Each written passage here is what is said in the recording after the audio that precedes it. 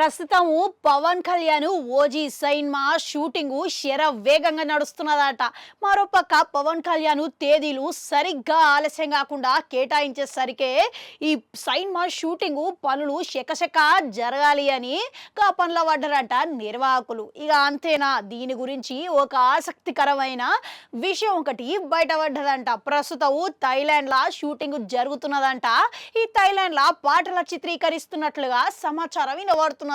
ఇప్పటికే థాయిలాండ్లో షూటింగ్ మొదలుపెట్టి మొదటిగా పవన్ కళ్యాణ్ తోని ఒక పాట ఉండబోతున్నదంట.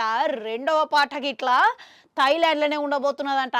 గది గిట్లా హీరోయిన్ మధ్యలో ఒక మంచి రొమాంటిక్ పాట అంట. ఇక మూడో పాట కుర్రాలను ఈటెక్కిచ్చే ఐటమ్ పాట సంగతి ఏంది అని అంటే అక్కడికే వస్తున్నాయి ఇనుకోరి. సుజిత్ గిట్లా అదిరిపోయే ఐటమ్ పాటని తెరకెక్కిస్తున్నట్లు తెలుస్తున్నదంట. ఇప్పుడు ప్రస్తుతం ఈ మూడు పాటలు గిట్లా థాయిలాండ్లోనే చిత్రీకరిస్తున్నారంట. మళ్ళా ఇందులో హీరోయిన్ ఎవరు అని అంటే ఆడికే వస్తున్నాయి ఇనుకోరి.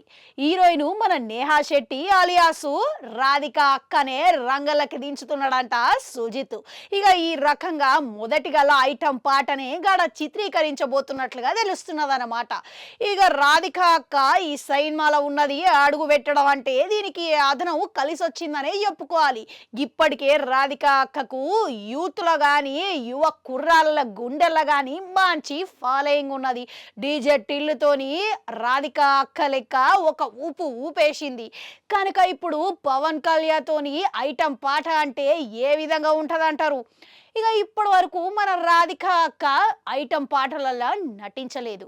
ఇక పవన్ కళ్యాణ్ సైన్మాల అవకాశం రావడంతో కాదనకుండా సరే అన్నట్లుగా తెలుస్తున్నదన్నమాట. ఇక ఇప్పుడు రాధికకి గిట్లా గదే మన నేహా శెట్టి గిట్లా ఈ ఐటమ్ పాట గొప్ప అవకాశం అనేది చెప్పుకోవాలి.